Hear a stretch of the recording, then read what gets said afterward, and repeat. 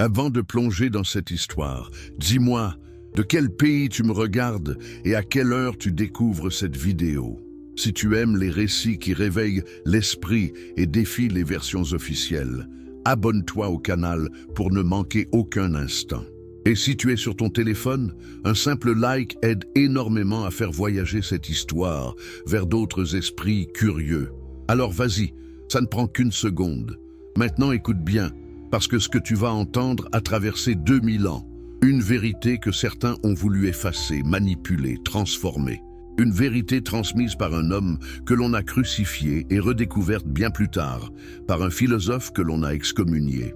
Jésus et Spinoza, deux figures séparées par des siècles, mais unies par une même idée, que la liberté est plus puissante que la foi imposée. Tout commence dans un monde étouffé par l'Empire. La Palestine du 1er siècle est une terre sous domination romaine, un territoire où l'ordre et la religion s'entrechoquent. Le temple de Jérusalem est le cœur d'un culte millénaire, mais aussi le centre du pouvoir des prêtres, des traditions et des dettes spirituelles qu'ils imposent au peuple. Les hommes viennent offrir des sacrifices, espérant acheter un peu de paix intérieure. Mais dans les ruelles poussiéreuses, quelque chose se prépare. Une voix, discrète d'abord, se met à murmurer autre chose. Et si Dieu n'habitait pas le temple? Et si le royaume n'était pas là-haut, mais en nous? Ce message semblait anodin, spirituel même. Mais sous la surface, il contenait une bombe. Car dire que le divin réside en chacun, c'était détruire les fondations du pouvoir religieux et politique. C'était affirmer que nul n'a besoin d'intermédiaires, de prêtres, ni d'autorité terrestre pour toucher Dieu. Alors, que devient la structure qui vit du contrôle des âmes quand quelqu'un annonce que chacun est déjà libre? Elle tremble, elle frappe, elle crucifie. Jésus n'était pas un révolutionnaire au sens moderne. Il ne brandissait pas d'épée, mais un savoir. Il parlait en paraboles, mais derrière chaque image se cachait un concept redoutable, la liberté par la connaissance. Celui qui a des oreilles, qu'il entende, disait-il. Autrement dit, celui qui comprend se libère, et cette idée, sous un empire fondé sur l'obéissance, était un poison. Car le pouvoir repose toujours sur l'ignorance cultivée, sur la peur de l'invisible. Le jour où l'homme comprend qu'il n'a plus rien à craindre, plus rien à prouver, le pouvoir s'effondre. Alors, que fait le système quand la lumière menace? Il récupère la flamme.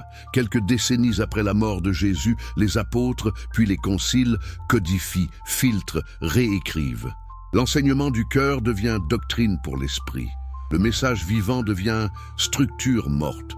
On bâtit des temples, on invente des dogmes, on transforme la liberté intérieure en obéissance extérieure. Le feu devient trône. Mais sa mémoire ne disparaît pas. Dans les déserts d'Égypte, des communautés cachent des textes interdits, l'évangile de Thomas, de Marie, de Philippe. Ces écrits parlent d'un Jésus qui enseigne la connaissance directe, le gnosis, pas la foi aveugle, mais la vision claire. Celui qui se connaît lui-même connaît le Père.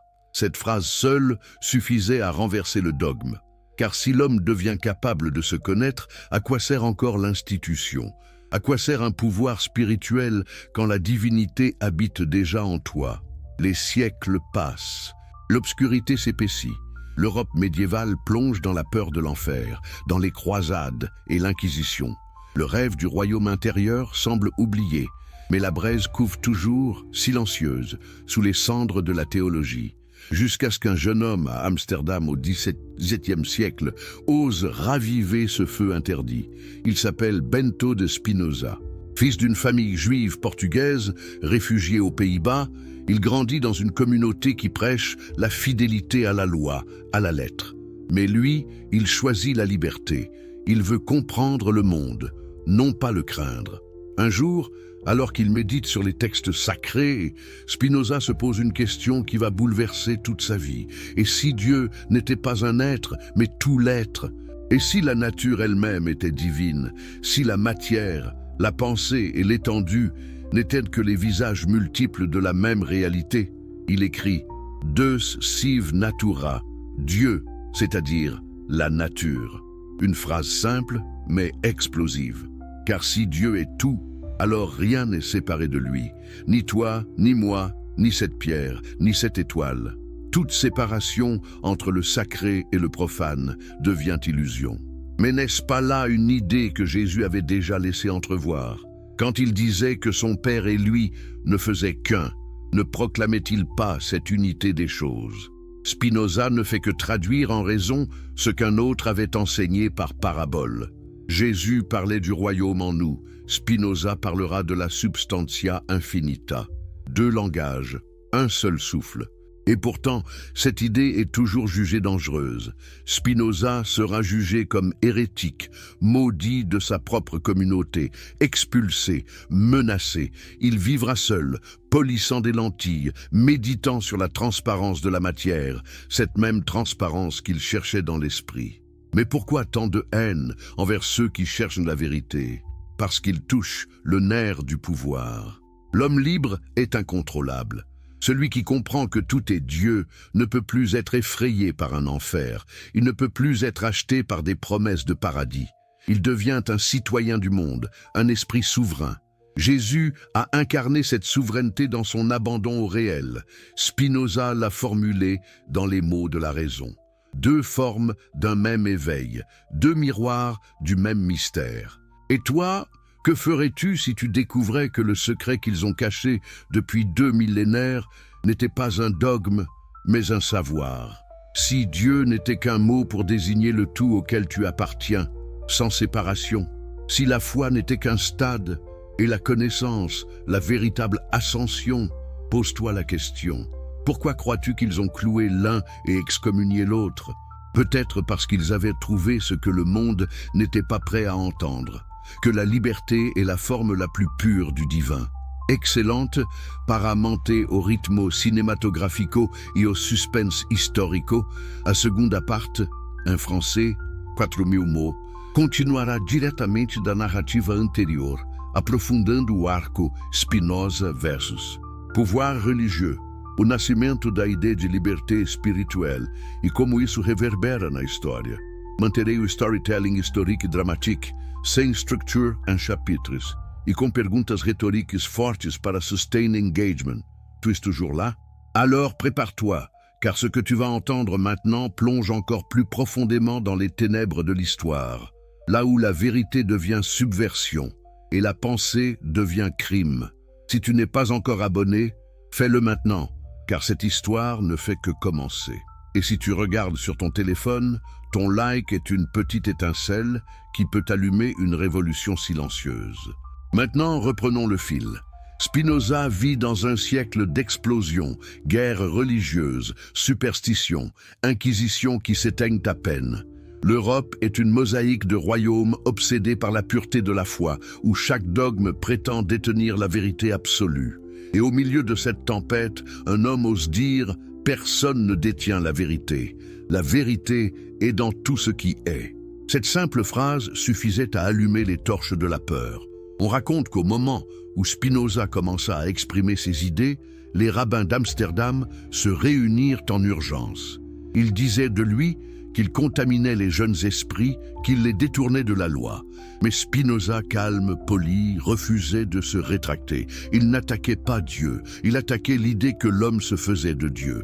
Et c'était bien plus dangereux, car dans chaque religion, celui qui ose dire « votre image de Dieu est fausse » met à nu non seulement les textes, mais le pouvoir qui les manipule. Le verdict tomba. Chérem, l'excommunication suprême. Spinoza fut maudit, chassé, condamné à vivre en silence. Mais l'histoire se plaît à dire que c'est justement dans ce silence que naissent les pensées les plus libres. Là où l'institution ferme la bouche de l'homme, le cosmos commence à lui parler. Spinoza écoute. Le vent, la lumière, la logique. Tout lui dit la même chose. La nature n'est pas une création, elle est la créatrice elle-même. L'infini se contemple dans chaque chose finie. Et pourtant, au cœur de ce même XVIIe siècle, l'Église continue de condamner, d'interdire, de brûler les livres qui osent dire que la raison peut toucher Dieu. Mais pourquoi la raison fait-elle si peur? Parce qu'elle dissipe la brume, parce qu'elle rend inutile le prêtre en tant qu'intermédiaire, parce qu'elle rend la foi intérieure, personnelle, vivante, non pas soumise à des rituels ou des hiérarchies. Et ce déplacement du sacré hors des institutions est une révolution aussi puissante que celle des armes. Pendant que Spinoza écrit ses traités, l'Europe se déchire entre révoltes calvinistes, guerres entre papes et rois, et une science qui commence à dire que la Terre n'est plus le centre de l'univers. Tout s'effondre. Et dans ce chaos, sa pensée agit comme un fil rouge invisible. Dieu n'est pas au-dessus, il est partout. Le vrai sens de la providence n'est pas celui d'un monarque céleste, mais celui d'un principe d'ordre immanent. Rien n'est en dehors de la nature, rien n'est en dehors du divin. Mais alors, si tout est divin, qu'en est-il du mal? Spinoza répond sans détour. Le mal n'existe pas en soi, il n'est qu'une idée limitée, un point de vue fragmentaire de l'homme. Dans l'infini, rien n'est mauvais, rien n'est puni. Il n'y a que des causes et des effets. Le bien et le mal ne sont que les ombres projetées par notre ignorance. Jésus, déjà, parlait ainsi quand il disait « Pardonne-leur, car ils ne savent pas ce qu'ils font ». 2 phrases, 2 siècles, une même vérité. Comprendre, c'est déjà pardonner. Ce lien invisible entre la compréhension et la libération fait naître un scandale philosophique. Si le péché n'est qu'ignorance, alors la rédemption n'est pas un privilège accordé par l'Église. C'est un travail intérieur, une expansion de la conscience. Et soudain, tout s'inverse. Le ciel et la terre se rejoignent. Le croyant n'a plus besoin de prêter serment. Il lui faut seulement connaître. Non pas croire, mais savoir. Non pas attendre la grâce, mais ouvrir les yeux. Mais dis-moi, n'est-ce pas déjà ce que le Jésus historique avait laissé comprendre à ses disciples les plus proches? Ce savoir-là, ce gnosis dont les prêtres eurent si peur qu'ils l'effacèrent des évangiles? Spinoza écrit alors quelque chose de sublime. L'homme libre ne pense à rien moins qu'à la mort, et sa sagesse est une méditation sur la vie. Cette phrase sonne comme une résurrection philosophique du message du Nazoréen. Jésus disait aux siens, « Le royaume est déjà là, mais vous ne le voyez pas. » Et Spinoza lui répond, des siècles plus tard, « La béatitude n'est pas promise, elle est la joie de comprendre. » 2 voix qui se fondent dans un même chant, celui de la liberté. Pourtant, cette idée d'un Dieu qui ne juge pas, d'un monde sans enfer ni paradis, terrifie les autorités religieuses. Car si le salut est intérieur, alors quel rôle reste-t-il à ceux qui prétendaient délivrer la grâce? À Rome, à Genève, à Amsterdam, les docteurs de la loi sentent le sol trembler. Les premiers théologiens comprennent, si cette pensée se propage, c'est tout le système de peur et d'obéissance qui s'effondre. La foi cesse d'être un moyen de contrôle, elle devient expérience directe. Et qu'y a-t-il de plus dangereux qu'un homme qui expérimente Dieu sans permission? Spinoza paie le prix de cette audace. Traqué, surveillé, il vit dans une chambre étroite, fabriquant des lentilles. La légende dit qu'il y voyait un symbole. Plus la lentille est pure, plus la lumière la traverse. Ainsi l'esprit humain. Il polit sa pensée comme il polit le verre, cherchant la clarté parfaite. Chaque rayon de lumière qui traverse sa fenêtre lui rappelle la substance unique, cette présence infinie que les hommes nomment différemment, mais qu'ils ne peuvent diviser. Et dans cette solitude, il écrit l'Éthique, son œuvre monumentale, une Bible pour les amants de la raison, un évangile de la liberté rationnelle. Dans ces pages, il reprend la vieille flamme de Jésus et lui donne la rigueur d'une géométrie. Là où l'un parlait de paraboles, l'autre parle de postulats et de démonstrations. Mais le fond est identique. Il faut comprendre pour aimer, aimer pour comprendre. Et ce double mouvement est la prière la plus pure. Mais qui au juste peut entendre un tel message? À cette époque, seuls quelques esprits, Leibniz, les libertins, certains humanistes, pressentent la grandeur du système spinoziste. Pour le reste de l'Europe, Spinoza devient l'athée de Hollande. On publie des pamphlets, on l'accuse de pervertir la jeunesse, de détruire la morale. Et pourtant son message n'a jamais été immoral, il était au-delà de la morale. Il ne niait pas Dieu, il l'universalisa. Il ne détruisait pas la religion, il en dissolvait la prison. N'est-ce pas ironique? Ceux qui prétendaient défendre Dieu l'ont transformé en tyran céleste, et celui qu'ils appelaient hérétique l'a rendu enfin libre. Jésus avait été condamné par la même logique, parce qu'il parlait d'un Père qui n'exige ni sacrifice, ni peur, ni temple. Deux hommes, deux époques, un même procès. Dans les couloirs du temps, leurs voix se répondent comme un écho qui traverse les siècles. Libère-toi de la peur, car c'est elle qui te rend esclave. Et si le véritable péché n'était pas la désobéissance mais l'ignorance? Et si le diable n'était que notre refus de comprendre? L'histoire des religions pourrait être l'histoire d'un long malentendu, une série de détournements où les institutions récupèrent la lumière pour en faire un instrument d'obscurité. Car la connaissance ne se partage pas sans conséquence. Celui qui sait devient dangereux.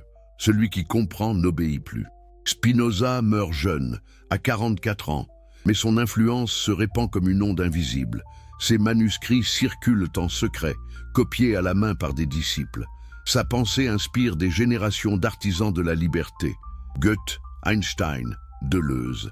Et derrière chacun d'eux murmure la même vérité, tout est un. Une phrase qui effraie les dogmatiques, mais qui élève ceux qui cherchent. Car si tout est un, alors même la souffrance devient passage, même la mort n'est plus séparation, tout circule, tout vit. Alors dis-moi, toi qui écoutes cette histoire, n'as-tu jamais senti au fond de toi cette étrange paix quand tu cesses de lutter contre le monde? Ce sentiment d'appartenance à quelque chose d'immense, d'indestructible?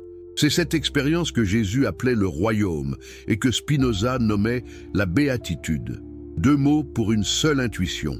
Il n'y a rien à craindre, rien à posséder, rien à prouver. L'homme libre vit déjà dans l'éternité, car l'éternité n'est pas après la mort. Elle est maintenant, et voilà pourquoi les deux furent traités comme des ennemis. Parce qu'ils affirmaient que le salut n'est pas un commerce, parce que leur foi n'avait pas besoin d'autorisation, parce qu'ils avaient compris que la vraie puissance est intérieure, qu'elle ne s'impose pas, elle rayonne. Le savoir qu'ils portaient n'était pas un secret ésotérique réservé à quelques initiés. C'était un message simple, libère-toi du mensonge. Ce mensonge qui dit que tu es séparé du monde, que tu n'es pas digne, que tu dois mériter l'amour du divin. Non, tu en es déjà l'expression. Alors, la question n'est plus « que voulait dire Jésus ?» ni même « que pensait Spinoza ?» La vraie question est « sommes-nous prêts, nous, à entendre ce qu'ils ont entendu? Sommes-nous prêts à vivre sans peur, sans maître, sans promesse d'au-delà? Sommes-nous prêts à reconnaître que la liberté n'est pas un don, mais un état naturel de l'esprit qui comprend? Car dans le regard de Spinoza, comme dans le silence de Jésus, se lit la même certitude. Le monde n'a jamais eu besoin d'un sauveur, seulement d'êtres éveillés. La troisième partie de cette histoire commence là où les mots deviennent miroirs. Tu es encore là, en train d'écouter, peut-être sur ton téléphone, quelque part dans le monde, à une heure que toi seul connais. As-tu remarqué comme cette histoire te parle aussi de toi, de ta propre quête, de tes propres peurs? Et si, depuis le début, ce récit sur Jésus et Spinoza n'était pas seulement une leçon d'histoire, mais une question lancée à ta conscience? Qu'est-ce que tu fais de ta liberté intérieure? Imagine un instant une scène silencieuse, une maison simple dans un quartier modeste d'Amsterdam, une table, quelques livres, une lampe à huile. Spinoza, fragile, respire difficilement à cause de la poussière qui ronge ses poumons. Sur la table, des manuscrits soigneusement rangés, l'ébauche de ce qui deviendra l'une des œuvres les plus subversives de la philosophie.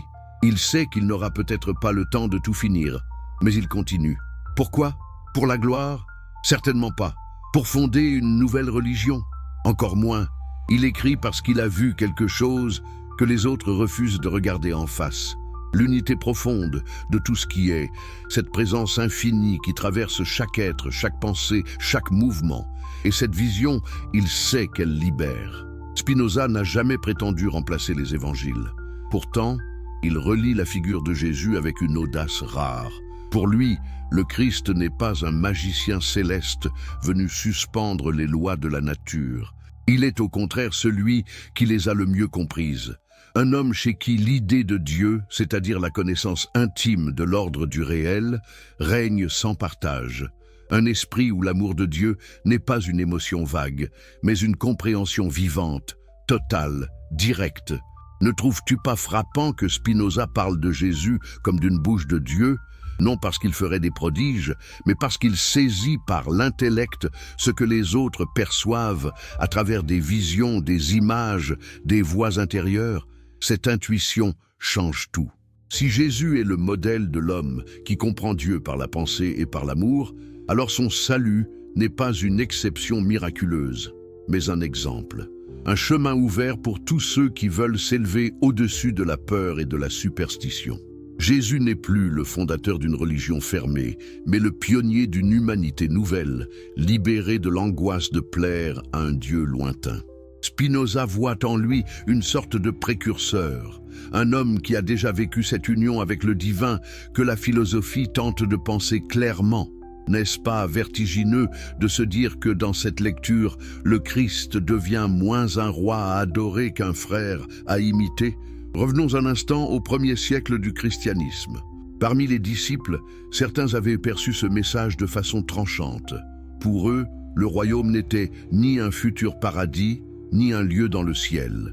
Il était une réalité présente, intérieure, à découvrir en se connaissant soi-même. Des textes comme l'Évangile de Thomas parlent justement de ce royaume à l'intérieur et à l'extérieur de vous, de cette découverte de soi qui révèle que l'homme est enfant du Père vivant. Autrement dit, ce que tu cherches n'est pas hors de toi. Quand tu cesses de courir après des promesses extérieures et que tu plonges dans la connaissance de ce que tu es vraiment, tu entres déjà dans le royaume. Mais cette perspective posait un problème immense aux autorités religieuses. Si le royaume est en toi, à quoi servent les clés qu'ils prétendent détenir?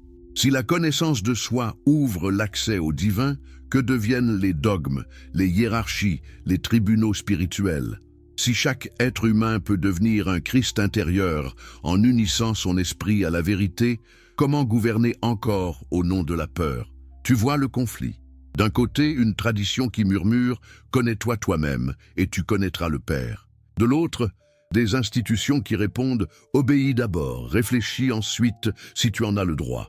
C'est ce fil, fragile et incandescent, que Spinoza reprend des siècles plus tard. Il ne connaît pas tous les textes apocryphes, mais il comprend de l'intérieur ce que signifie cette union directe avec Dieu. Il affirme que certains prophètes, et surtout le Christ, n'ont pas reçu des visions spectaculaires, mais une révélation d'esprit à esprit, une compréhension pure, sans image. Cela signifie que le plus haut contact avec le divin n'est pas dans le miracle, ni dans l'extase émotionnelle, mais dans la clarté de l'intellect qui saisit l'ordre du monde. Pour beaucoup, c'est presque un blasphème. Comment oser dire que comprendre est une forme de prière plus haute que réciter des formules? Et pourtant, regarde autour de toi. Combien de gens récitent sans comprendre? Combien vivent dans la peur de mal faire, de mal croire, de déplaire, tout en ignorant le sens profond de ce qu'on leur a enseigné? Spinoza, lui, refuse ce mode de vie. Il ne veut pas d'une foi qui infantilise. Il ne veut pas d'un Dieu qui récompense et qui punit comme un monarque capricieux. Son Dieu est l'être même, la nature infinie, la substance unique dont tout dépend. Dans un tel cadre, il n'y a plus de place pour des menaces d'enfer éternel. Il n'y a plus de place pour un favoritisme religieux. Il reste une seule chose, la possibilité pour chaque esprit humain de s'aligner plus ou moins sur la vérité de ce qui est. Là encore, Jésus et Spinoza se rejoignent. Le premier dit « Vous connaîtrez la vérité, et la vérité vous rendra libre ».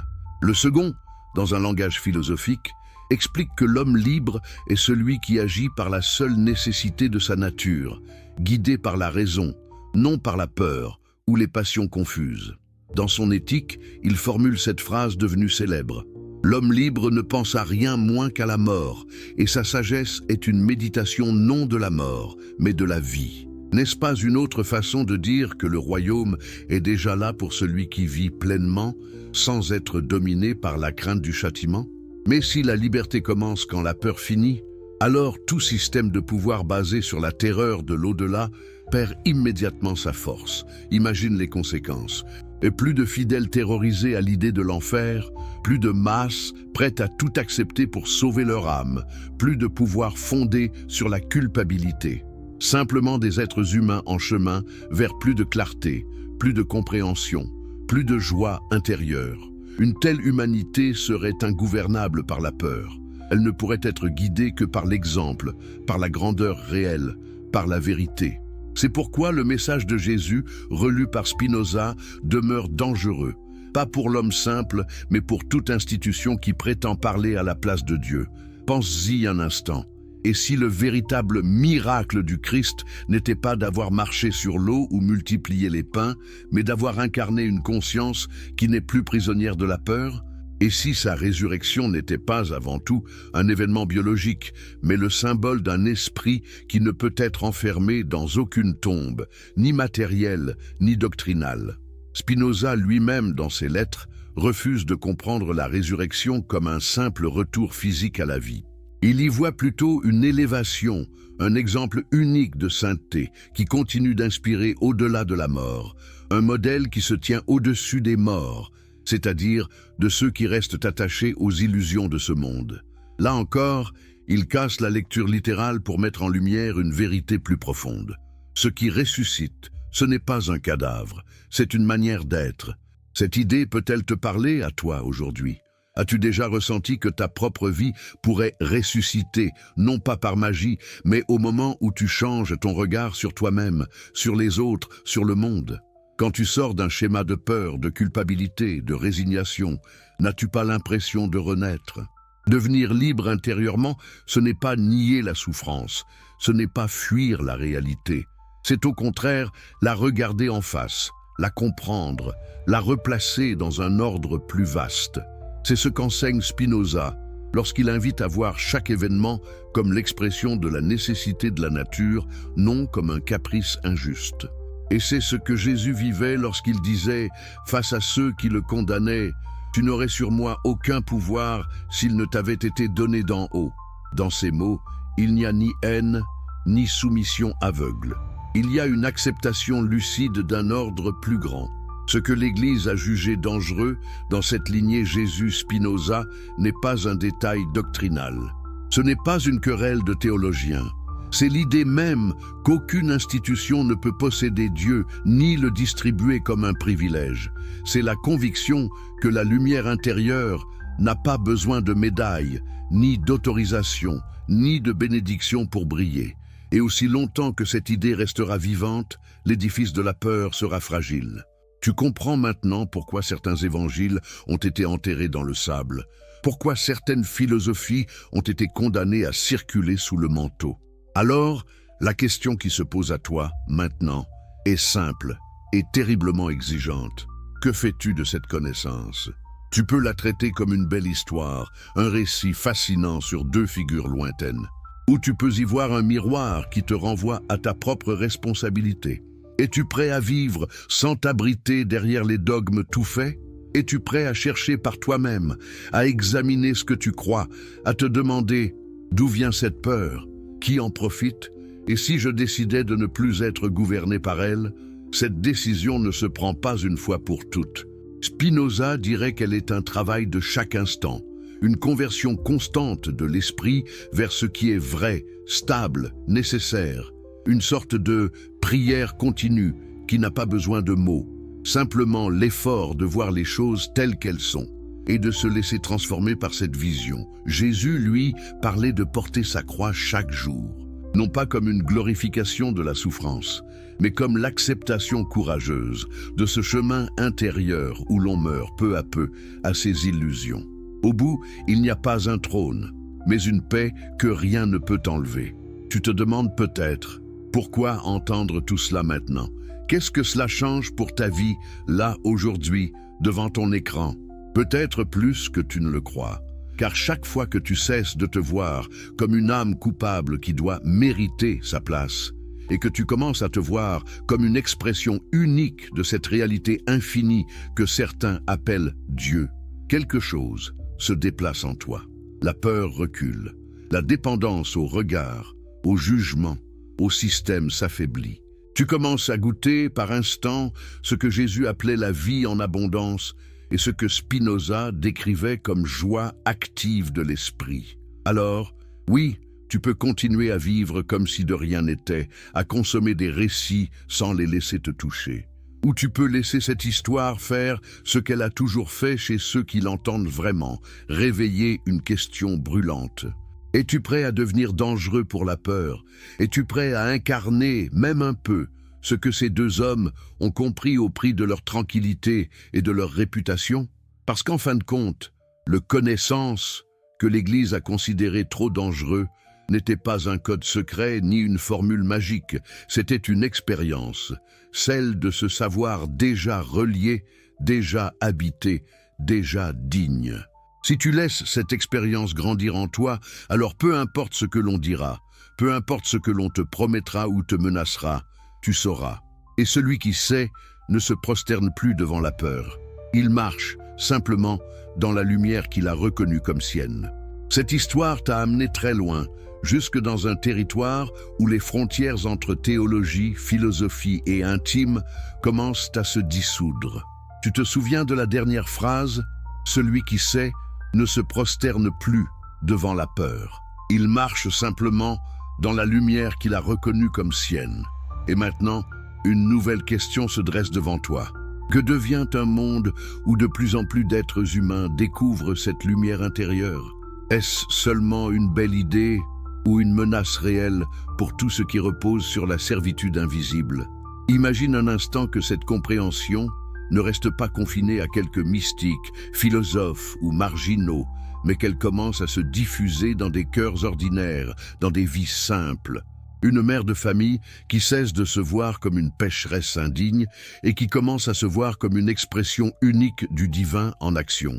Un ouvrier qui ne croit plus que sa valeur dépend du jugement d'un prêtre ou d'une institution, mais de la profondeur de sa propre honnêteté, de sa capacité à comprendre et à aimer. Un jeune peut-être comme toi qui se demande si la vérité est vraiment ce qu'on lui a répété depuis l'enfance, ou si elle n'est pas, au contraire, quelque chose qu'il doit découvrir lui-même, au risque d'être incompris. C'est là que l'histoire devient brûlante. Parce que chaque être humain qui fait ce pas intérieur retire une brique à l'édifice de la peur. Et plus il y a de briques retirées, plus la forteresse du contrôle vacille.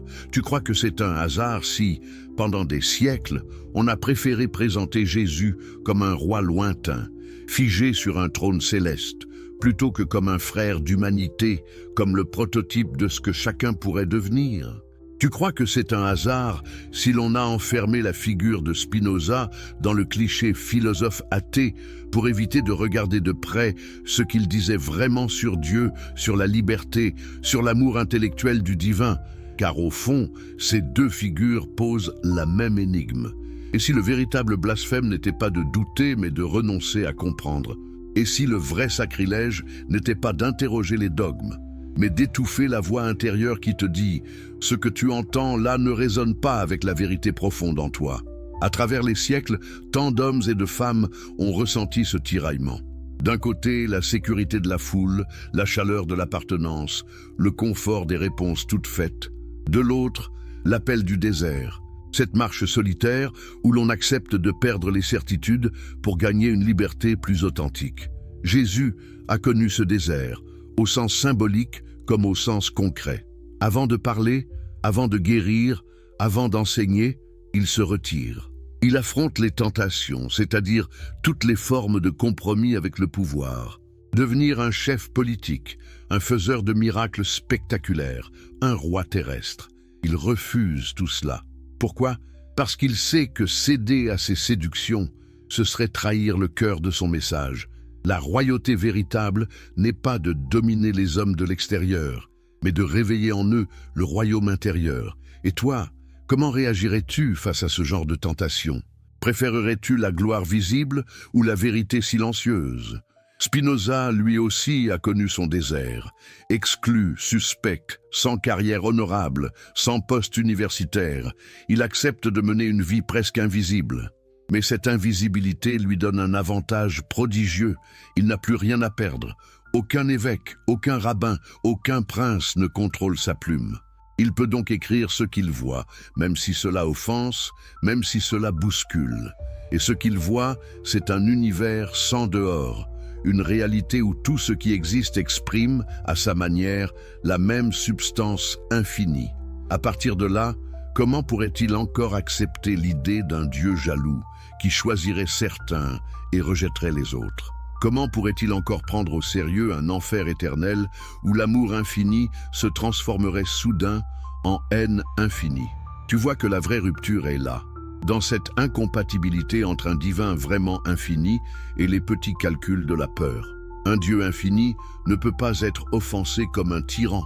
Il ne peut pas être flatté par des rituels mécaniques, ni apaisé par des sacrifices. S'il est infini, alors il embrasse tout, comprend tout, soutient tout. Jésus, lorsqu'il pardonne à ceux qui le crucifient, manifeste précisément cette logique. Il ne voit pas en eux des monstres, mais des ignorants. Spinoza, lorsqu'il affirme que le mal n'est qu'une idée relative à notre point de vue limité, s'inscrit dans ce même horizon. Ce que nous appelons mal n'est que le résultat d'une vue trop courte, d'une intelligence qui n'a pas encore appris à embrasser l'ensemble.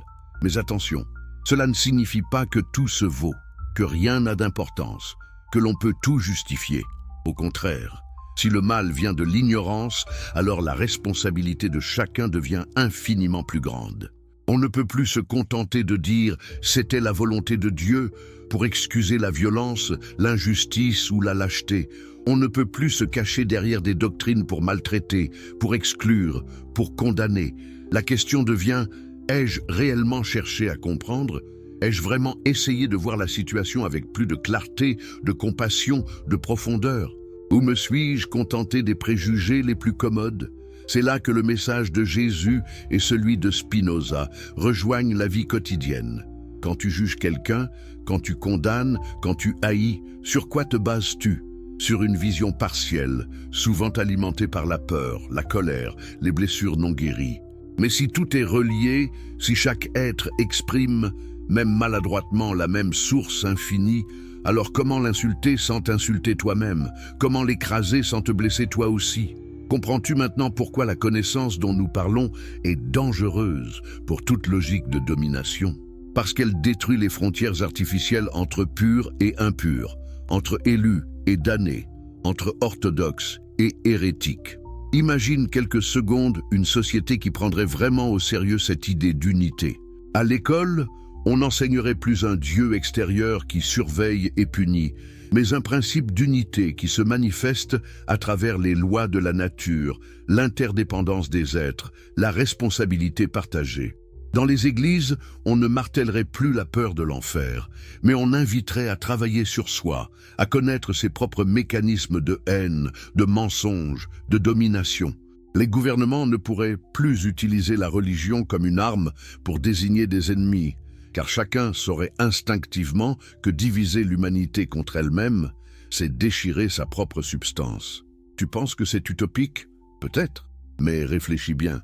Chaque grande transformation de l'histoire a commencé par ce que l'on appelait une utopie. L'idée que les esclaves pouvaient être libres, que les femmes pouvaient voter, que les frontières politiques ne sont pas sacrées, toutes ces intuitions étaient au début jugées subversives, impossibles, absurdes.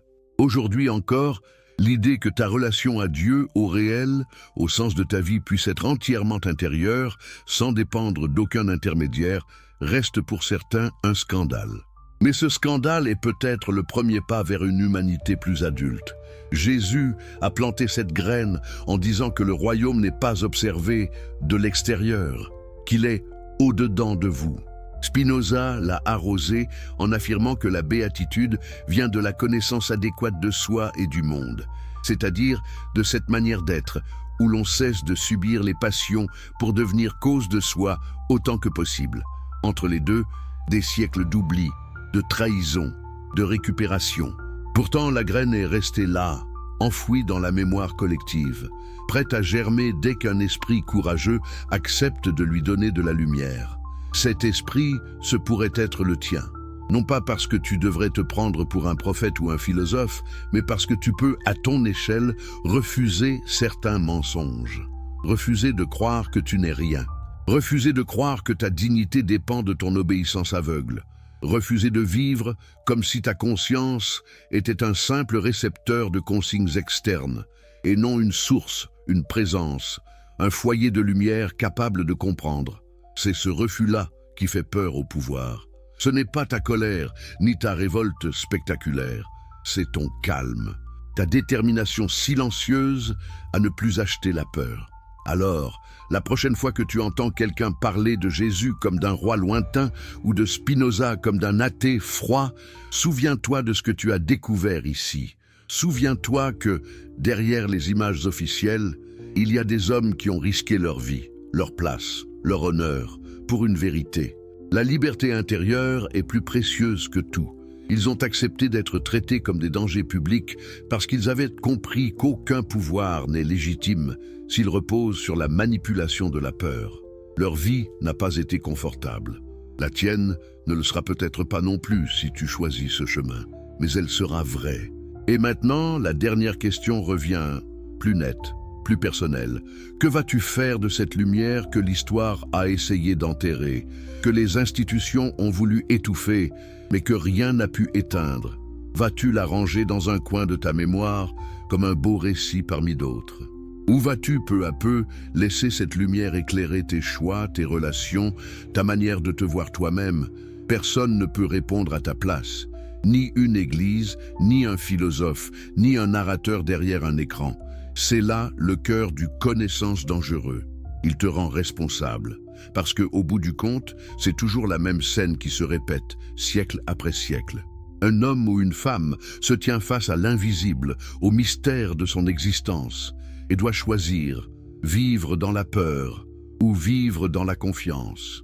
Croire que le divin est un juge qui attend sa faute, ou sentir que le divin est la source même de son être, qui ne demande qu'à se reconnaître en lui. Jésus a choisi, Spinoza a choisi. Et toi, qu'est-ce que tu choisis? Avant de plonger, une chose importante. Si tu aimes les histoires qui bousculent tout ce qu'on t'a raconté, pense à t'abonner maintenant pour ne rien rater des prochains épisodes. Dis-moi aussi, dans les commentaires, de quel pays tu regardes cette vidéo et à quelle heure tu es tombé sur cette histoire.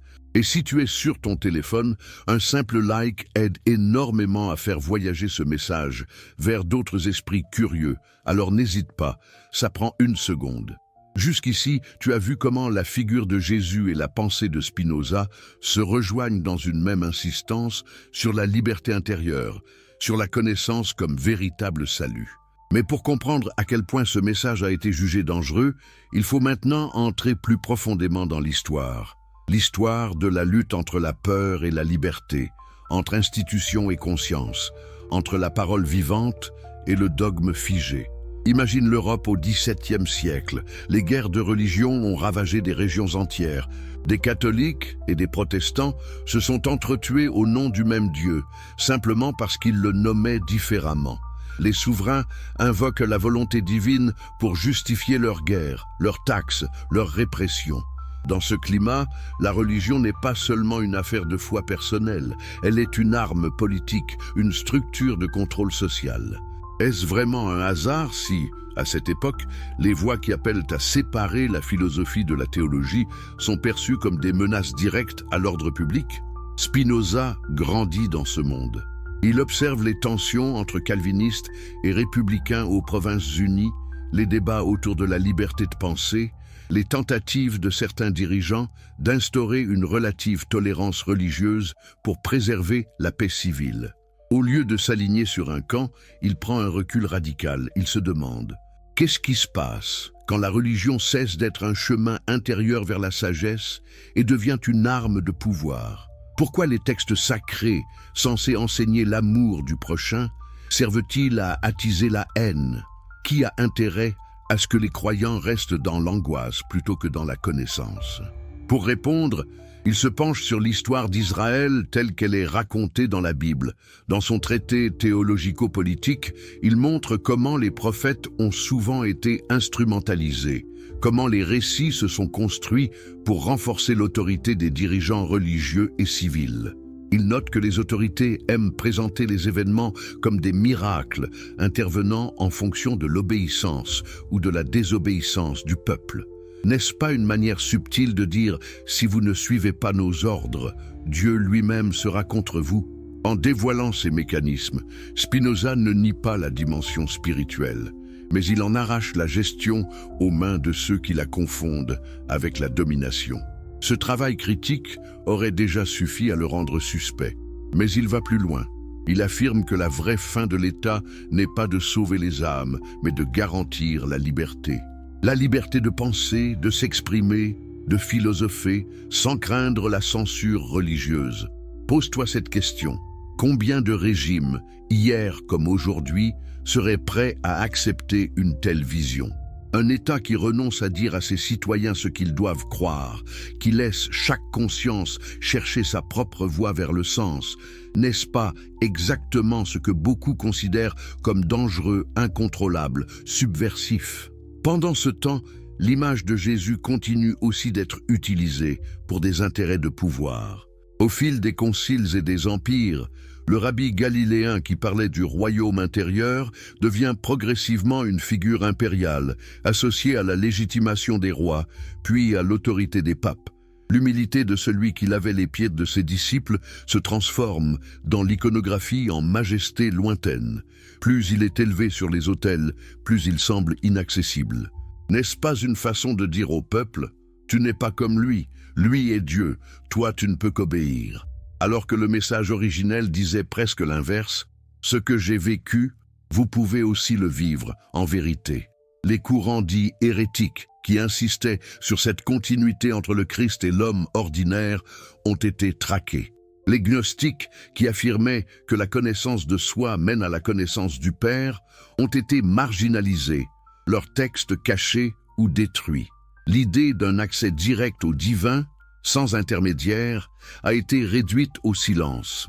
Tu comprends mieux pourquoi, des siècles plus tard, la philosophie de Spinoza apparaît comme une redécouverte explosive de ce fil rouge caché, l'union de l'esprit humain avec la réalité infinie, sans passer par les structures de pouvoir. Spinoza ne parle pas en prophète, mais en géomètre. Il démontre, il déduit, il construit son système pas à pas. Mais sous cette rigueur se cache une expérience qui ressemble étrangement à ce que les mystiques chrétiens décrivaient lorsqu'ils parlaient d'unité avec Dieu.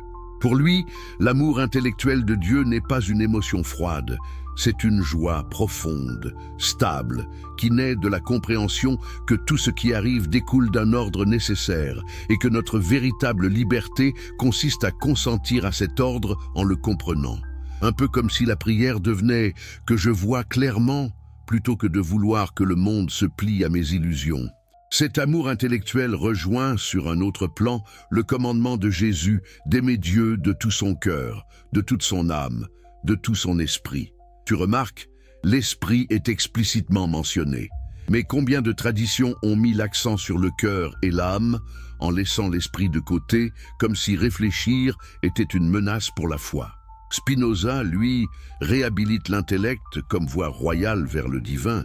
Il ne dit pas « crois malgré ta raison ». Il dit « laisse ta raison aller jusqu'au bout, et tu découvriras que le réel est plus digne d'amour que tu ne l'imaginais ».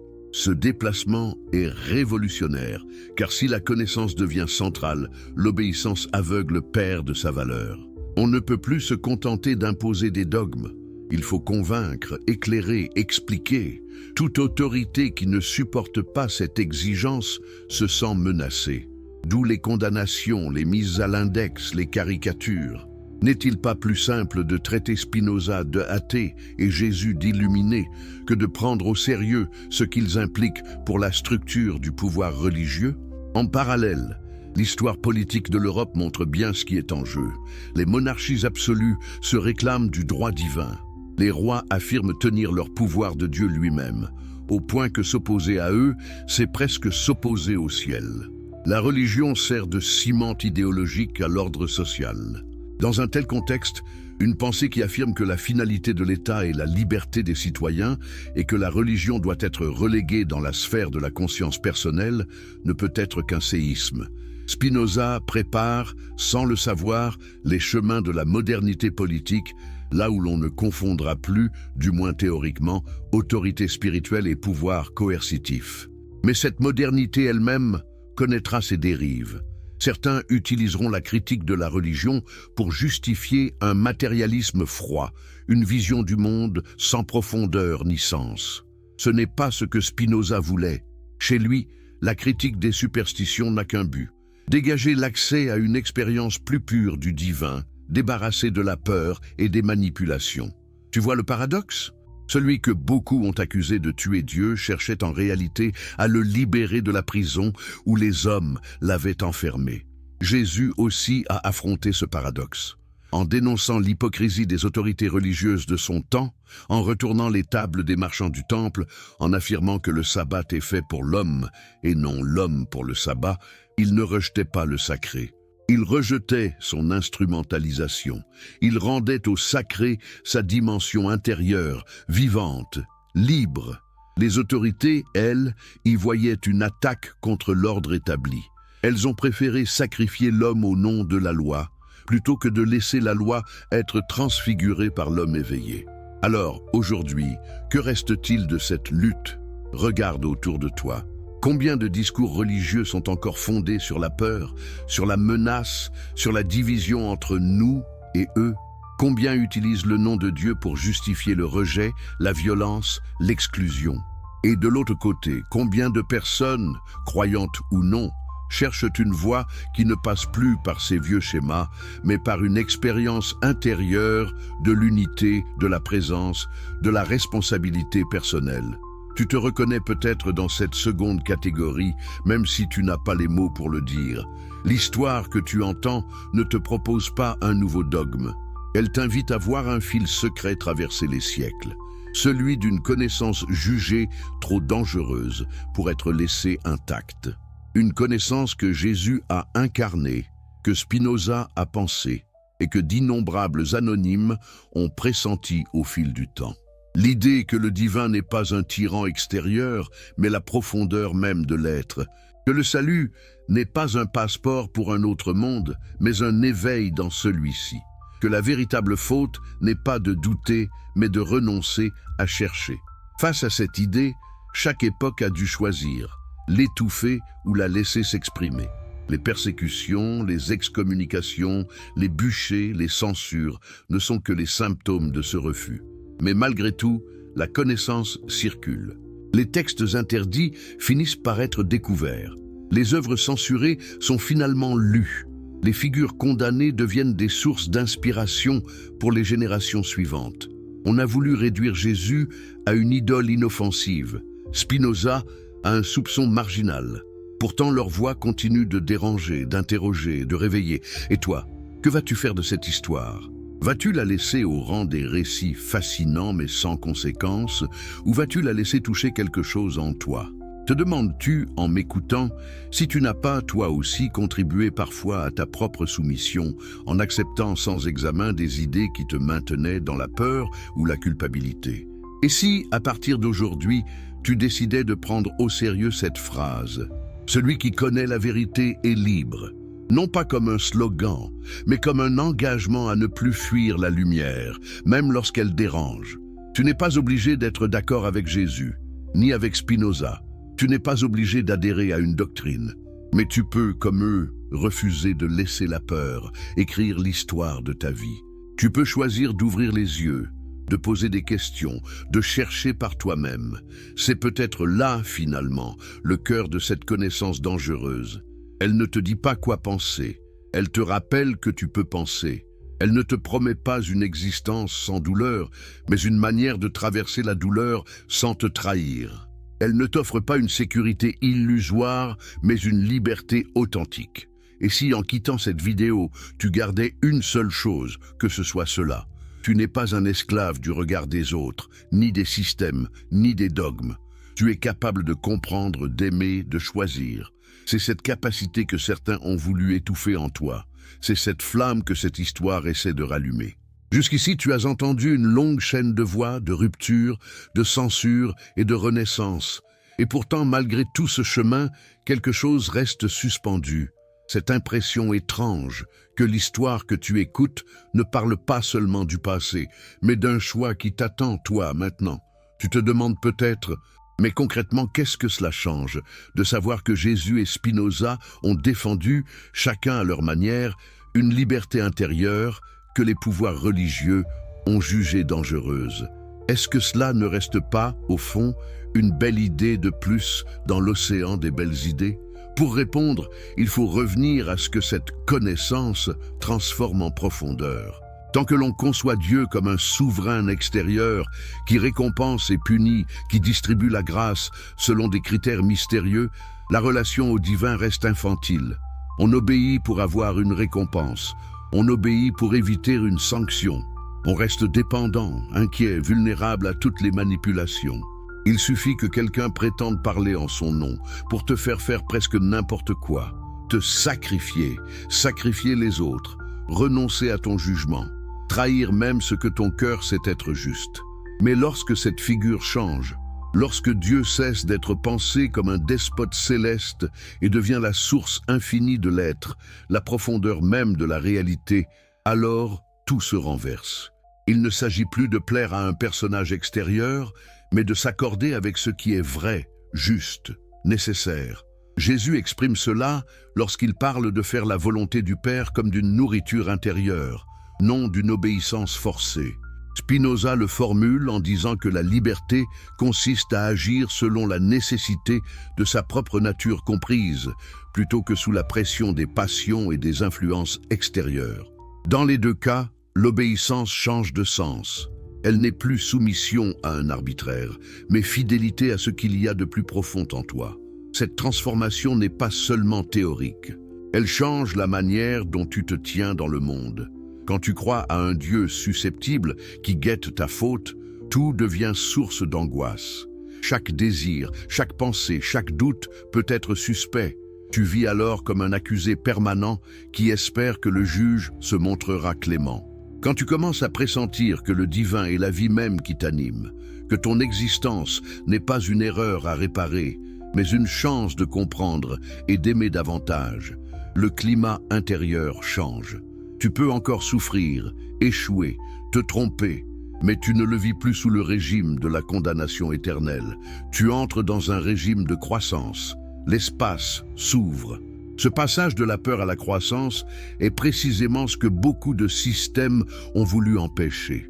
Un être humain qui se voit en chemin vers plus de clarté est difficile à manipuler. Il ne se laisse plus enfermer dans le rôle du coupable incapable. Il commence à poser des questions non par arrogance, mais par responsabilité.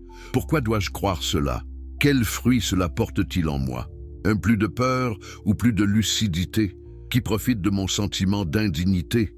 Ce genre de questions a fait trembler des trônes et des autels. Ce n'est pas un hasard si l'on a préféré parfois un fidèle obéissant à un chercheur sincère. Et toi, as-tu déjà senti cette tension en toi? Entre la facilité de suivre ce qu'on t'a dit, même si cela te laisse intérieurement divisé, et la difficulté de chercher ton propre rapport au vrai, au juste, au sacré, as-tu déjà ressenti ce décalage entre une religion de peur et un appel intérieur plus doux, plus vaste, mais aussi plus exigeant? Si la réponse est oui, alors tu sais déjà d'expérience que l'histoire de Jésus et de Spinoza n'est pas une simple curiosité. Elle met des mots sur un conflit intime que beaucoup vivent sans oser le nommer. Ce conflit ne se résout pas en un jour. Il ne s'agit pas de tout rejeter d'un bloc, ni de tout accepter sans discernement. Spinoza lui-même ne propose pas de sortir du religieux comme on change de vêtements. Il propose de le purifier, de le comprendre, de distinguer ce qui vient de la peur et ce qui vient d'un véritable désir de justice et de bien. Il invite à lire les textes sacrés, non comme des ordres venus d'en haut, mais comme des témoignages humains situés dans l'histoire, porteurs de sagesse, mais aussi de limites, de contradictions, d'enjeux de pouvoir. Cette lecture ne détruit pas la dimension spirituelle, elle la rend plus adulte. Jésus, de son côté, ne demande pas non plus à ses disciples de devenir des rebelles sans loi. Il les invite à accomplir la loi dans un sens plus profond, à en vivre l'esprit plutôt que la lettre morte. Aimer ses ennemis, pardonner, ne pas juger trop vite. Ce sont là des formes de liberté qui demandent plus de force intérieure que la simple obéissance extérieure. Elles supposent que tu cesses de te considérer comme le centre du monde pour te reconnaître dans un ensemble plus vaste. N'est-ce pas, au fond, une autre manière de dire ce que Spinoza exprimera par la notion de substance unique et d'amour intellectuel de Dieu?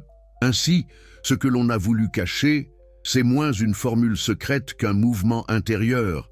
Sortir de la peur pour entrer dans la compréhension, sortir de la dépendance pour entrer dans la responsabilité, sortir de la séparation pour entrer dans l'unité. Toute forme de pouvoir qui repose sur la division, la culpabilité et l'ignorance voit ce mouvement comme une menace.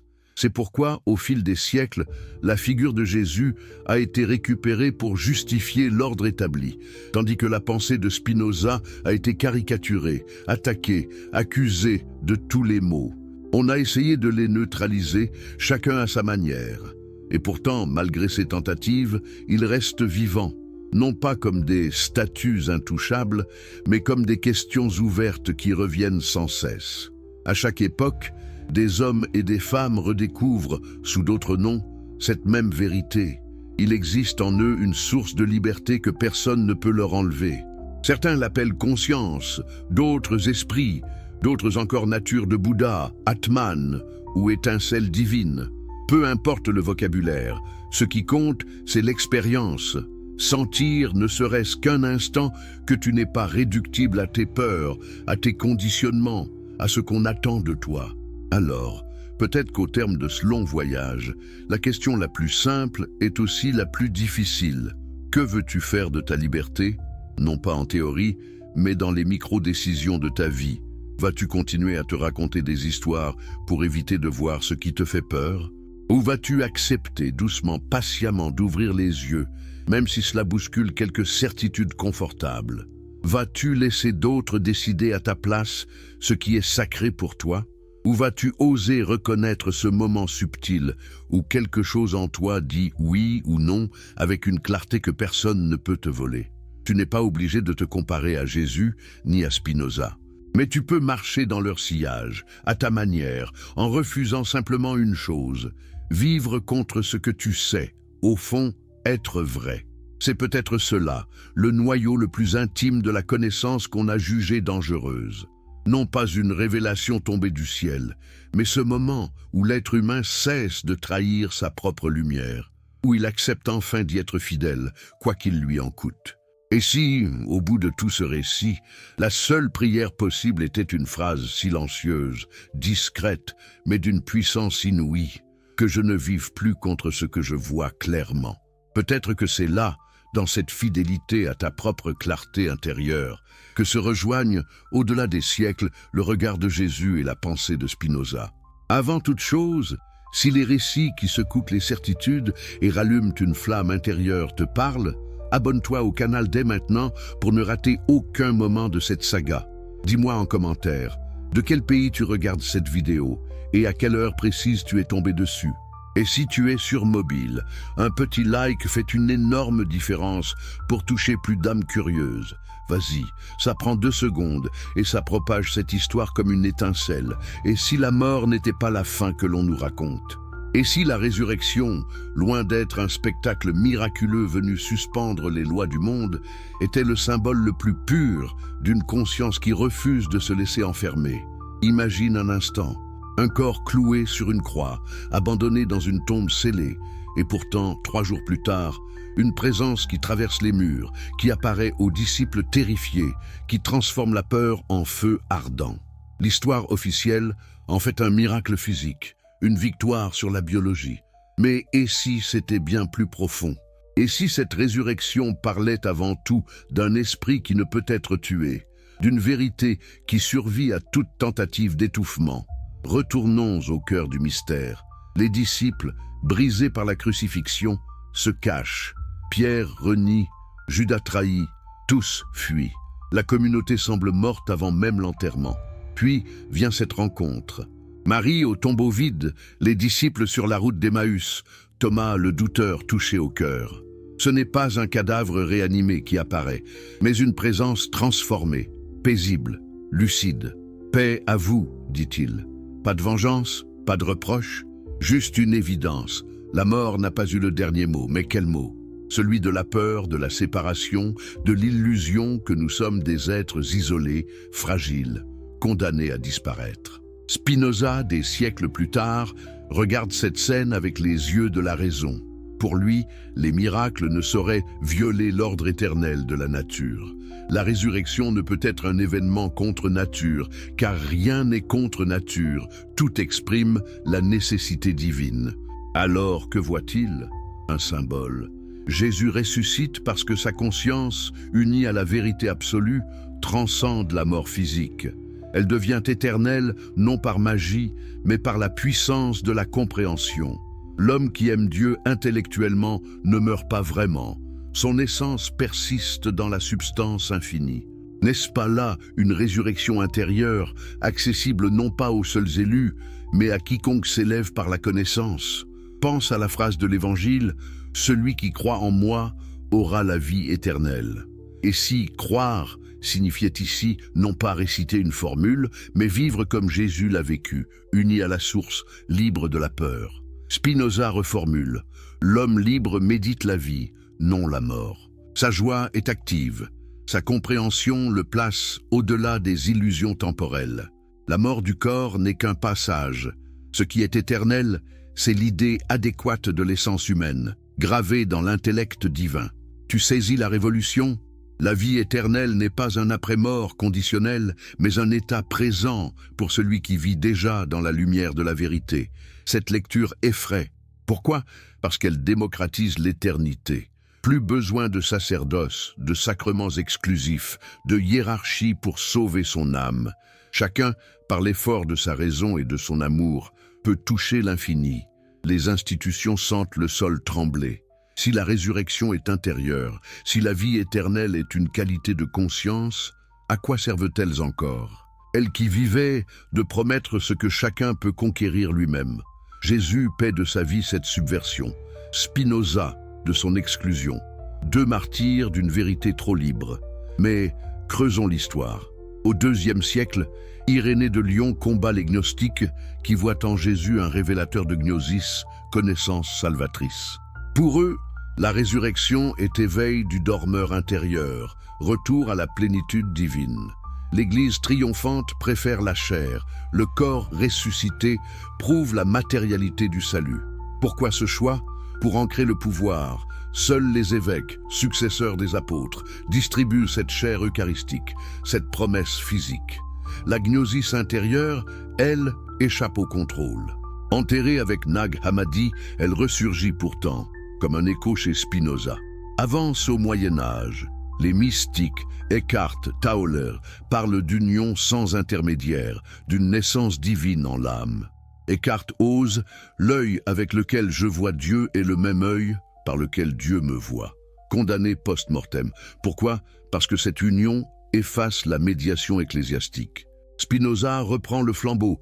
L'amour intellectuel de Dieu est l'essence même de l'âme humaine en tant qu'elle est éternelle, condamnée de son vivant. Le pattern est clair. Quiconque intériorise le salut menace l'ordre extérieur. Et l'histoire continue. Au XVIIe siècle, pendant que Spinoza polit ses lentilles, la Hollande réformée débat violemment. Les calvinistes orthodoxes voient en lui un panthéiste destructeur de la Bible. Pourtant, ses idées circulent. Bayle le défend dans son dictionnaire. Leibniz s'en inspire en secret. La résurrection spinoziste, éternité de l'intellect, influence les Lumières. Voltaire raille les dogmes, mais admire la sérénité spinoziste. Diderot murmure « Spinoza est le Christ de la philosophie ». La chaîne invisible se poursuit. Imagine les disciples ce matin de Pâques. Effrayés, ils voient un homme transformé.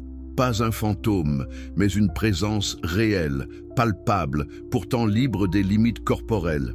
Touchez-moi, mangez avec moi. La résurrection affirme « l'esprit domine la matière, la vérité transcende la mort ». Spinoza systématise. Sous les attributs pensés et étendus, une seule substance. La mort n'est qu'une modalité. L'essence persiste. N'est-ce pas la clé pour vivre sans terreur? Comprendre que ton jeu profond n'est pas ce corps périssable, mais une idée éternelle dans l'intellect divin? Pose-toi la question. Et si ta peur quotidienne, de l'échec, du rejet, de l'oubli, n'était qu'une version mineure de la peur de la mort? Et si la résurrection promise était le courage de vivre pleinement maintenant, sans attendre un au-delà hypothétique? Jésus le vit sur la croix. « Père, en tes mains je remets mon esprit. » Abandon confiant, non pas résignation, mais union finale. Spinoza l'explicite. La béatitude suprême est le repos dans la nécessité divine. Deux langages, un même sommet. Mais l'Église historique a souvent occulté cela. Les indulgences médiévales promettent de raccourcir le purgatoire pour de l'argent. La contre-réforme reconduit le salut par les œuvres et sacrements. La résurrection devient spectacle eschatologique lointain, pas expérience immédiate. Pourquoi? Pour maintenir la dépendance. Si le salut est maintenant par la connaissance intérieure, la hiérarchie perd son monopole.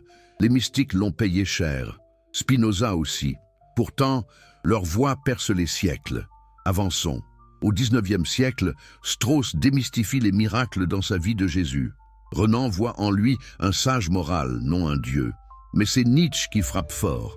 Dieu est mort, mais loue Spinoza comme le premier à saluer la nature. Il sent le lien. Jésus préfigure l'Ubermensch par son affirmation vitale, sa transvaluation des valeurs. La peur de la mort devient affirmation de la vie. Spinoza fournit la métaphysique, amor fati, amour du destin nécessaire. XXe siècle, Einstein cite Spinoza. Dieu ne joue pas au dé pour exprimer sa vision cosmique. Les physiciens modernes, avec l'interconnexion quantique, frôlent le panthéisme spinoziste. La biologie révèle l'unité du vivant, la cosmologie, l'ordre immanent, la résurrection. Pas un miracle ponctuel, mais la persistance éternelle de l'ordre dans le chaos apparent. Jésus et Spinoza anticipent la science. Rien ne se perd, tout se transforme dans la substance unique. Aujourd'hui, en 2026, alors que tu écoutes cela, des millions cherchent ailleurs. Méditation, thérapie, spiritualité laïque. Pourquoi? Parce que l'ancien modèle, peur du châtiment, promesse différée, ne tient plus. Les scandales ecclésiastiques, les divisions dogmatiques ont miné la crédibilité. Mais le vide n'est pas une fin, c'est un appel.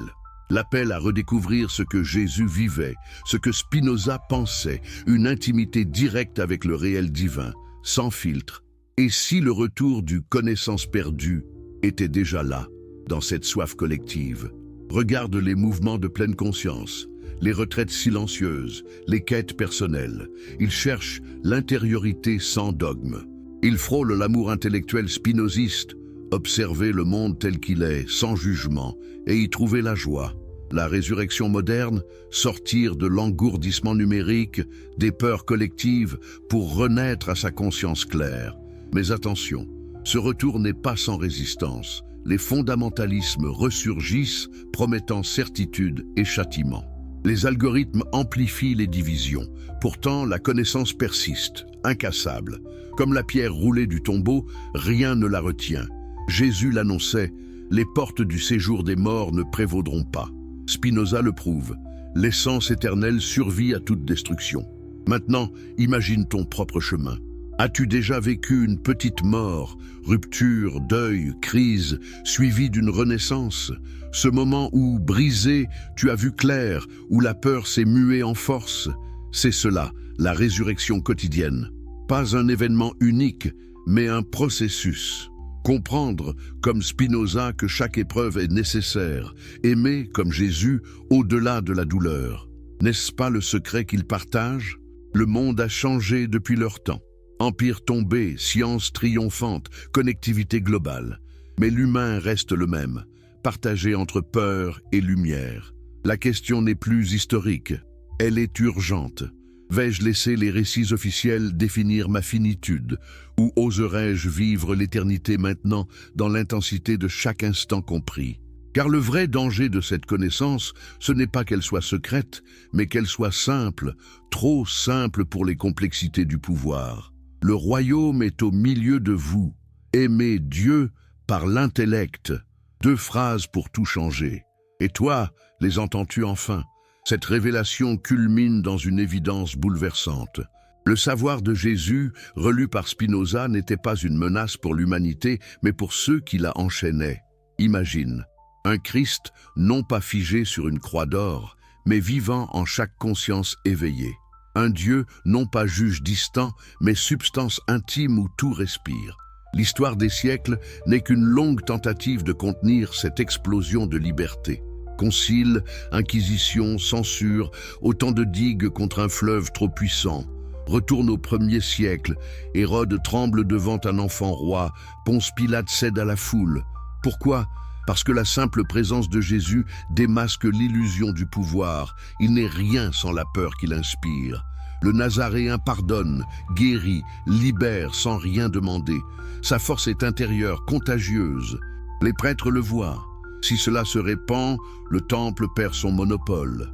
La crucifixion suit. Éliminer le corps pour tuer l'idée. Mais l'idée renaît, plus forte. Au XIe siècle, les pères de l'Église filtrent les textes. L'évangile de Thomas, le royaume est dedans et dehors, relégué aux apocryphes. Irénée, Athanase imposent le canon, salut par l'Église, chair et sang. Pourquoi occulter la gnosis? Parce qu'elle rend autonome. Un chrétien qui se connaît rejoint le Père sans évêque. Constantin officialise. Christianisme d'État. Jésus empereur céleste, légitimant l'empereur terrestre. Moyen-Âge. Thomas d'Aquin intègre Aristote, mais sous tutelle papale.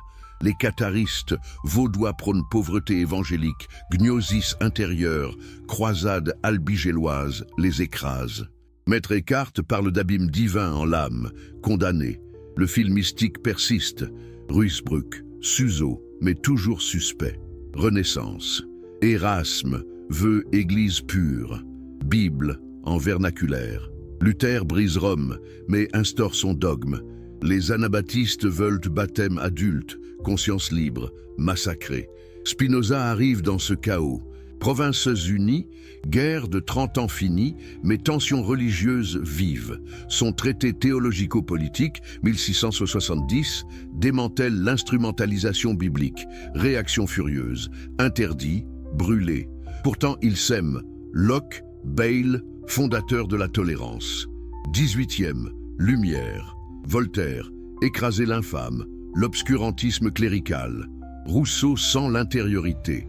Kant limite la raison pure, mais élève la pratique morale. Tous boivent à Spinoza sans l'avouer. Révolution française, déchristianisation extrême, mais aussi quête laïque de fraternité. L'idée persiste, liberté par la raison. 19e, Strauss, Renan historicise Jésus, sage, non Dieu. Schopenhauer voit en lui ascète bouddhique. Nietzsche acclame Zarathustra, mais admire Jésus contre Paul le prêtre. Marx inverse, religion opium, mais structure aliénante à détruire. Freud, illusion collective née de la peur paternelle. Chacun décortique, mais le noyau, liberté intérieure, échappe. 20e, Barthes redécouvre Paul contre libéralisme. Bultmann démythologise Jésus kérigme existentiel. Teilhard de Chardin, Christ cosmique, éco-spinoziste.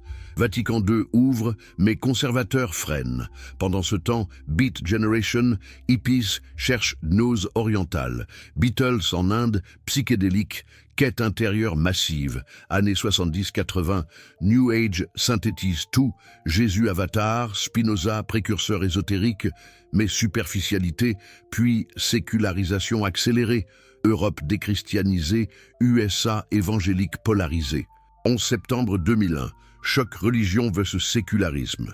Réaction, fondamentalisme everywhere. 2020, pandémie, crise climatique, IA, peur globale. Spiritualité hybride explose. Mindfulness, bouddhisme sécularisé, yoga chrétien, Spinoza en podcast. Pourquoi maintenant? Parce que l'ancien modèle craque, église vide, scandale, dogmes usés. Les cœurs cherchent l'intériorité sans culpabilité. Einstein, je crois au Dieu de Spinoza. Deleuze, Spinoza, principe de joie immanente. Jordan Peterson lit Jésus psychologiquement. Même athées sentent le appel. Vivre intensément, comprendre profondément. La résurrection collective, sortir du nihilisme postmoderne pour une joie nécessaire, histoire des arts. Michel-Ange David, corps divin. Rembrandt, autoportrait comme Christ, humanité sacrée. Bach, passion, agonie transcendée en gloire. Beethoven, neuve, joie universelle. Van Gogh, tournesol comme éternité dans l'éphémère. Picasso, Guernica, Cri contre illusion, séparation, tous portent l'écho, unité au-delà souffrance. Littérature, Dante divine comédie, ascension par connaissance. Milton paradis perdu, liberté contre obéissance aveugle. Hugo Jésus laïque dans Légende siècle. Tolstoï, monastère intérieur. Camus, révolte lucide spinoziste. Sartre, liberté existentielle mais sans joie. Philosophie contemporaine. Habermas, discours rationnel comme éthique. Rawls, justice, voit l'ignorance. Nussbaum, capacités humaines. Tous hériteront, raison émancipatrice. Politique. Déclaration indépendance USA. Créateur doté droits inaliénables. Droits hommes ONU. Dignité inhérente. Même État laïque porte semence. Liberté conscience, article 18. Science. Darwin évolution. Ordre immanent, Hubble univers vaste, Dieu sive natura, Hawking trou noir, information préservée, tout confirme, rien perdu, tout transformé. Alors, en 2026, où en sommes-nous? Division extrême, Trumpisme évangélique versus progressisme woke, Moyen-Orient, conflit messianique, Chine, surveillance athée. Pourtant, underground, millions méditent, lisent Spinoza, questionne dogme. Le retour inévitable. La conclusion s'impose. Le savoir dangereux n'était jamais perdu. Enterré, déformé, récupéré, mais vivant. Jésus l'incarnait. Je suis la résurrection et la vie. Spinoza le pensait. Rien de ce qui est dans la nature peut être supprimé. Leur unité, éternité maintenant, par compréhension aimante. Et toi, ce fil traverse ton écran, ton cœur. Peur ou lumière, obéissance ou fidélité intérieure. Le monde attend ta réponse silencieuse, car chaque conscience éveillée fait rouler une pierre de plus. Le tombeau est vide depuis toujours. Il te suffit d'entrer. Imagine la boucle parfaite. 2000 ans après la croix, un philosophe juif excommunié révèle ce que le rabbi crucifié vivait. Histoire ou providence? Mystère, mais évidence. La liberté est la religion ultime. Pas de temple, pas de prêtre, juste toi, nu devant le réel, aimant ce qui est. Finissons sur leur silence complice. Jésus sur la montagne, béatitude. Spinoza dans sa chambre, éthique, deux sourires éternels. Le tien, à toi de le sculpter. Amen, ou plutôt, comprends des vies. Tu ressens encore l'écho de ces derniers mots, n'est-ce pas? Ce silence complice entre Jésus et Spinoza, ce sourire éternel qui semble te regarder directement, te demandant « Et toi, qu'en fais-tu » Mais l'histoire ne s'arrête pas là. Elle ne se termine jamais vraiment, parce qu'elle vit en toi dans chaque question que tu te poses, dans chaque fois où tu refuses de te laisser enchaîner par la peur. Car ce savoir, ce feu intérieur que l'Église a jugé trop dangereux, continue de brûler à travers les âges, traversant les empires, les révolutions, les silences imposés. Et il attend simplement que quelqu'un comme toi le reconnaisse, le saisisse, le fasse sien. Revenons un instant à ce tombeau vide, symbole parfait de toute vérité qu'on veut enfermer. Les gardes romains, les sceaux, la pierre énorme, tout cela pour contenir un corps. Mais 3 jours plus tard, rien, pas de cadavre, pas de preuves tangibles, juste des témoins transformés, des vies renversées. Les autorités juives parlent de vol. Les Romains haussent les épaules, mais les disciples, eux, savent. Ils ont vu, touché, mangé avec celui qui était mort. Pas un esprit éthéré, pas un fantôme, mais une présence réelle, capable de traverser les murs de pierre comme s'il n'existait pas. N'est-ce pas là l'image même de la conscience éveillée? Elle ne se laisse pas emprisonner par les structures, les dogmes, les tombes qu'on lui prépare. Spinoza, avec sa logique implacable, dirait que cette résurrection n'a pas besoin d'être un miracle contre nature. Elle exprime simplement la permanence de l'essence éternelle. Le corps meurt, les modes finis s'éteignent, mais l'idée adéquate de l'homme juste, uni à Dieu par l'intellect, subsiste dans l'intellect infini. C'est pourquoi Paul peut écrire « Ni la mort, ni la vie, rien ne pourra nous séparer de l'amour de Dieu. » Pas une promesse vague, mais une certitude logique. Ce qui est uni à la substance éternelle participe de son éternité. Tu vois la puissance? La mort physique devient un non-événement pour celui qui vit déjà dans la vérité.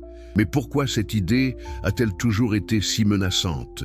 Parce qu'elle rend chaque humain potentiellement immortel, non par privilège ecclésiastique, mais par droit de conscience. Imagine un monde où chacun comprend cela. Plus de chantage à l'au-delà, plus de faites ce que l'on vous dit ou brûlez éternellement. Juste des êtres responsables qui savent que leur grandeur ne dépend pas d'un billet pour le paradis, mais de la qualité de leur amour présent, de leur lucidité quotidienne. Les prêtres, les imams, les gourous perdraient leur monopole. Qui voudrait payer pour ce qu'il peut conquérir lui-même? L'histoire regorge d'exemples où cette menace a été perçue. Prends les Cathares au XIIIe siècle.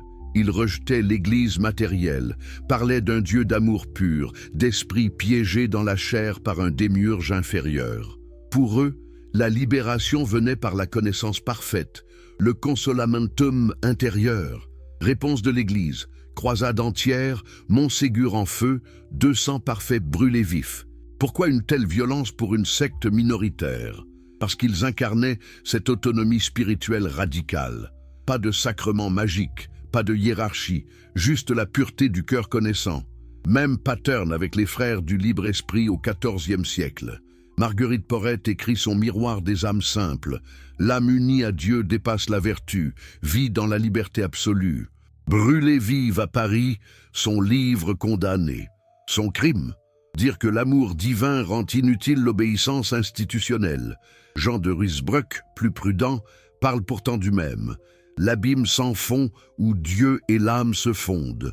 Suspecté, surveillé, mais sauvé par son style poétique. Avance au XVIe siècle. Les anabaptistes refusent le baptême d'enfants, veulent une foi adulte, personnelle. Münster devient leur commune utopique, massacrée par catholiques et protestants unis. Pourquoi? Parce qu'ils osent, chaque croyant est prêtre. L'universalisation du sacerdoce menace toute médiation. Luther le théorise, mais le pratique mal. Les radicaux le vivent et paient. Spinoza hérite de cette lignée.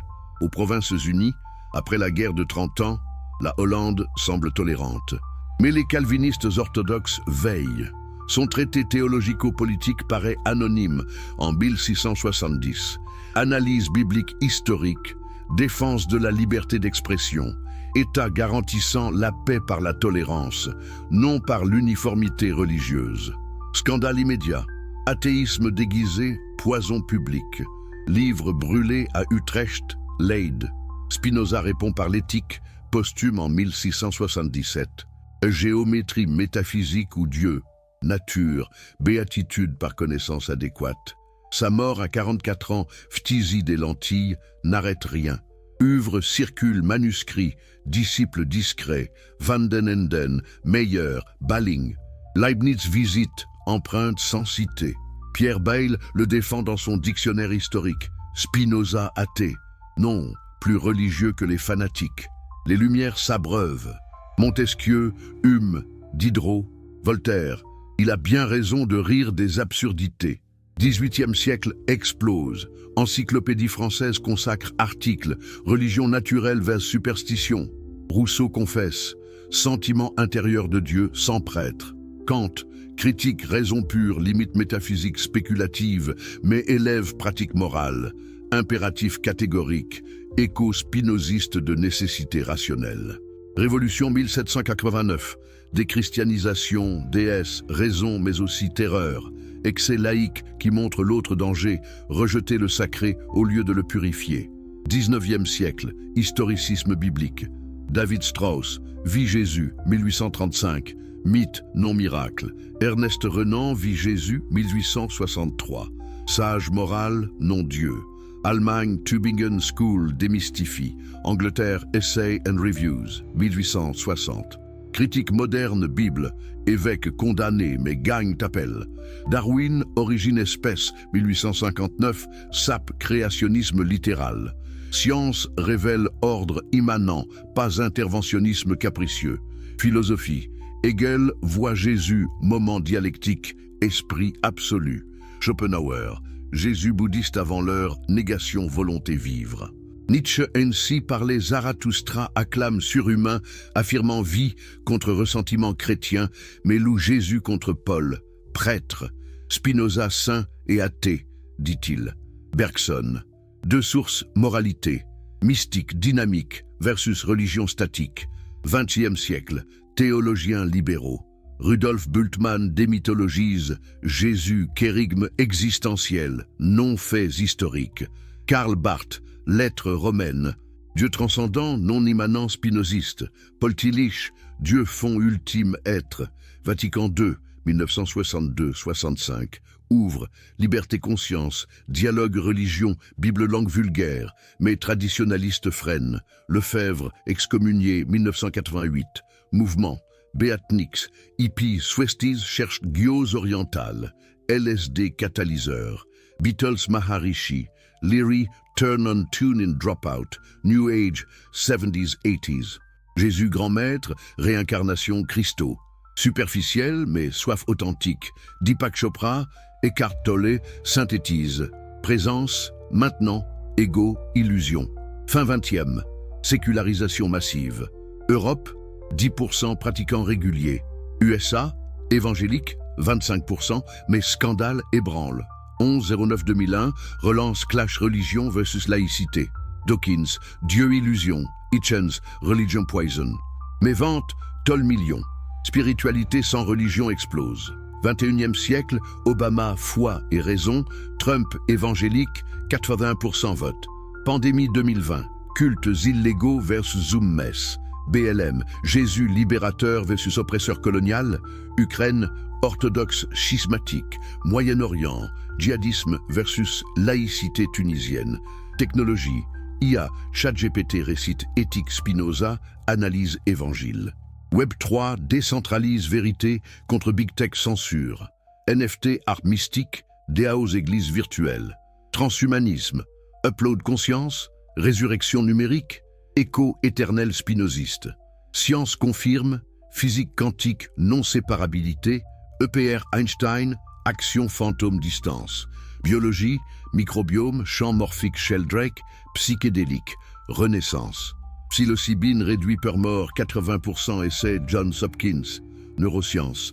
Méditation modifie cortex préfrontal. Amour inconditionnel, active lobe pariétaux. Culture pop. Matrix. Réveille-toi. Star Wars force immanente. Dune messie écologique. Marvel Thanos nécessaire équilibre. Loki chaos créateur. K-pop BTS Love Yourself spinoziste. Netflix Messiah 2020. Fausse résurrection masse. Mouvements actuels 2026.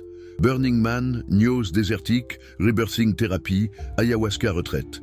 Église alternative, Hillsong Millennials, Alpha Course Agnostics. Philosopher Kings, Jordan Peterson.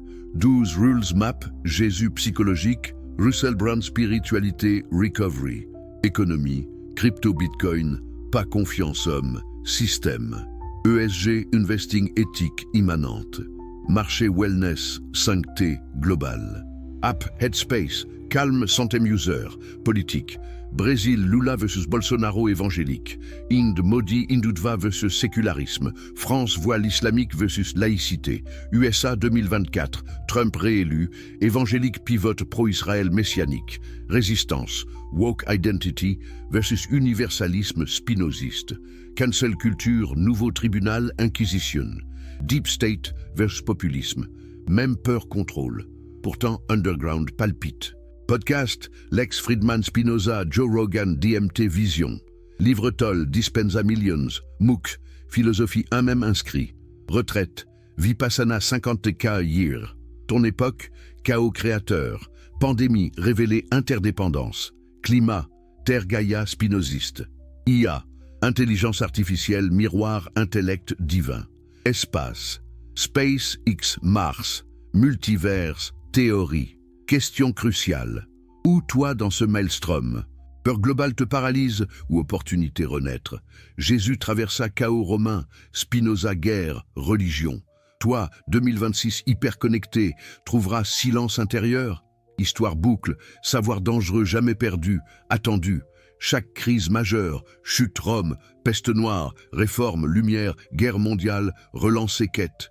2026 pas différent. IA menace job, surveillance totale, mais force repenser humanité. Imagine post-IA, humain libéré labeur, temps contemplé, comprendre, aimer. UBI, revenu universel, éducation vie entière. État minimal spinoziste, paix par liberté pensée. Religion mature, Jésus frère, non maître lointain, Spinoza guide rationnel, non dogme ou dystopie. Transhumanisme corps augmentés, conscience uploadée, corps virtuel. Éternité numérique mais sans joie, immanente, Matrix, choisis rouge. Ton choix personnel, écran éteint, monde réel t'attend. Marche nature, sens vent, Spinoza, nature Dieu. Regarde yeux inconnus, voix Père Thomas. Médite silence, amour intellectuel jaillit. Question finale, ressens-tu appel? Préquité confort, peur pour inconfort vérité? Oseras-tu être dangereux, non violence, mais lumière contagieuse? Jésus, celui libre vérité. Spinoza, joie augmente capacité agir. Toi, incarnation maintenant. Histoire finie? Non, commence en toi. Abonne, partage, vice, paix, ou plutôt comprendre profondément.